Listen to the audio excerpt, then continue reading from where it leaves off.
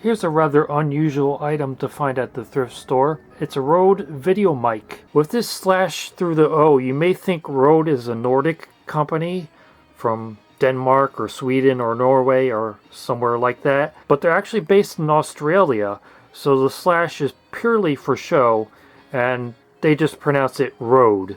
It's a professional shotgun style microphone for video cameras.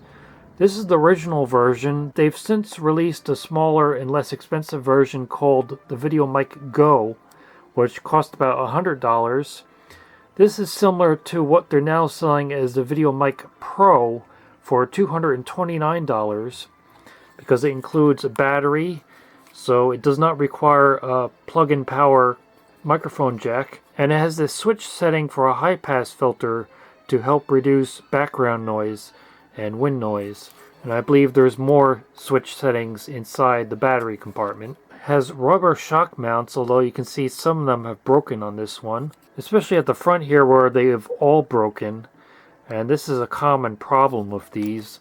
And here's the cable that plugs into your camera's microphone input, 3.5mm jack, and you can see the price I paid, $9.99, so not bad for what would cost me over $200 if I was going to buy a new one today, if it works and if I can find replacements for these broken shock mounts. Opening the battery compartment, we can see it runs on the 9-volt battery, and it has a traditional full-sized mounting shoe, which is actually a bit of a problem for me because the camera I use most often for making my YouTube videos has what it calls a mini advanced shoe, which is smaller and will not fit this. Yes, you can get an adapter for that, but it would be rather silly to have this big of a microphone on this small of a camera. It's a similar issue with this Sony Handycam. It has what they call their intelligent accessory shoe, or something like that. I forget the exact name of it, but you can see that logo there.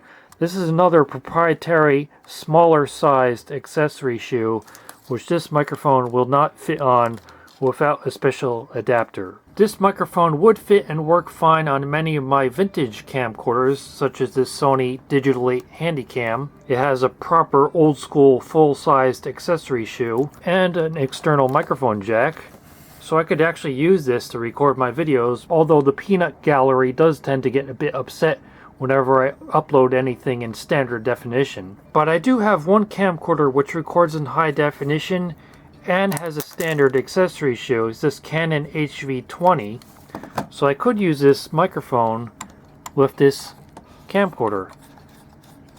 It would fit fine, and under this little flap here is the external microphone jack. But first I have to see if this thing actually works. I don't get a power light, so I think it has a dead battery in it, so I'll change the battery. And yes, this battery is totally dead, so I put in a new one. It's a cheapo brand battery, but it should work fine for now. So close the door, turn on the power, and we get a green light. We also have this second setting for the high pass filter, but I'll put it in the normal position. It's already plugged into the camcorder, so I'll turn it on.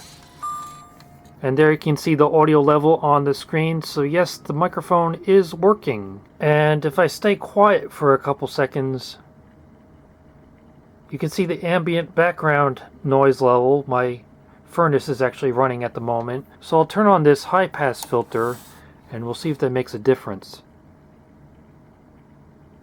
Yeah, maybe a little bit. Depends on what kind of frequencies of the noise versus what this thing is filtering out. So it does have some effect to put it on the high pass filter setting. So the microphone is working, but obviously I need to work on replacing these shock bands because this is not acceptable.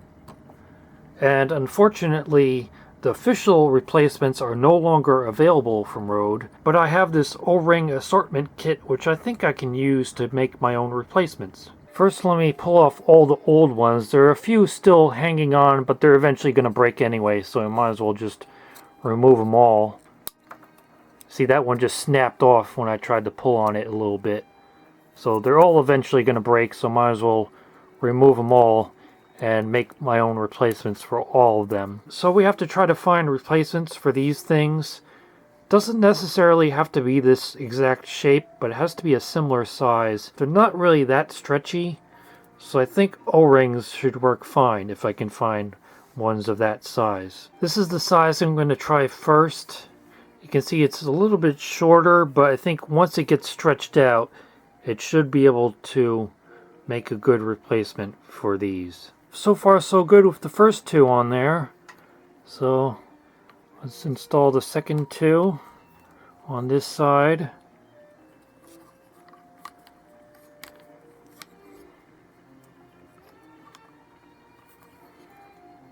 And that looks like a success. I just need to repeat that on this side. Still has a couple broken pieces on it. So how about that? The equivalent of a $229 professional Rode VideoMic video camera microphone, which I got for $9.99 at the thrift store, repaired with a new battery and a couple of O-rings. The O-rings I used are what it calls P9. Inner diameter 8.8, I guess that's millimeters. Outer diameter 12.6. Section is 1.9. So if you want to order just that size, those are the dimensions. And in case you're wondering, that's what it looks like with the windsock removed. And there is the completed setup. Those replacement O-rings seem to provide just the right amount of shock absorption. Still looks kind of silly to have such a big microphone on this size of camcorder. But there's one other thing I can add to make it look more professional. It's this wide-angle lens. It's an official Canon part, WD-H43. It's a 0.7x wide-angle lens. And we can just screw that onto the front of the camcorder, and that makes it look a little bit more professional. But before I can use this new professional looking setup, I'm going to need a new tape, because the two tapes I've been using to record HDV video on are both full. So here's a new mini DV video cassette, which can also be used to record HDV. And if you've never seen one of these before, here's the size comparison to a standard audio cassette. And here's the size comparison to a micro cassette. Here we go, opening it. It has this arrow pointing in this direction, so I think that's the way to go. And yes, that's actually quite a bit easier than opening the wrapper of a audio cassette. So there's the new Maxell Mini DV video cassette, also compatible with HDV. And luckily, even with this big microphone attached, we can still open up the tape compartment to put in our new tape.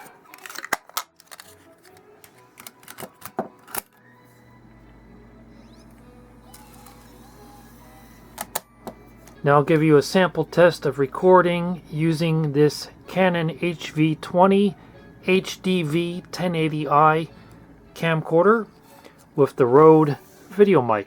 So here we go with recording with the Rode VideoMic on the Canon HV20.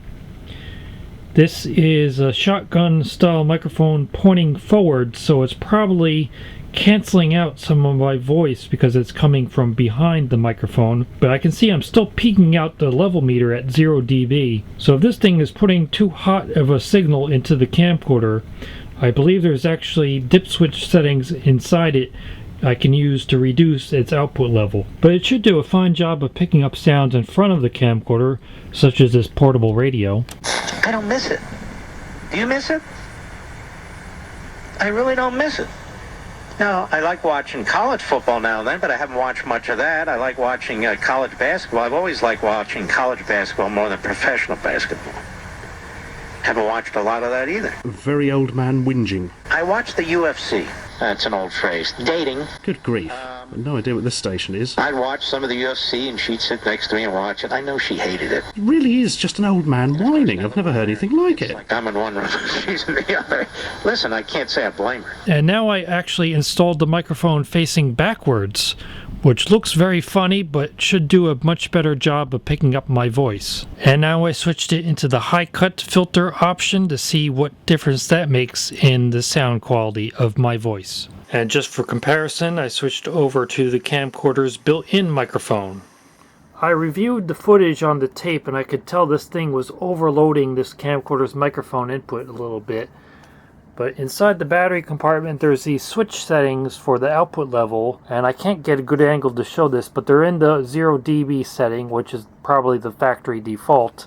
But I'll try switching it to minus 10 dB, which will reduce the output level, and hopefully then it will not overload the input of this camcorder. Now trying the Canon HV20 camcorder with the Rode VideoMic with the output level reduced by 10 dB. The audio level is now peaking far below 0 dB, but I can always bring it up in post. And I'm leaving it in the high pass filter mode now because that did not seem to negatively affect the sound quality in any way, but did slightly reduce the background noise. And again, this is facing forward when I'm talking behind it, so it's going to sound a bit strange and echoey. And now I have the microphone installed facing sideways, which may provide a better balance between my voice and the sounds of whatever I have in front of the camera, such as the squeaky feet of this old Apple laptop.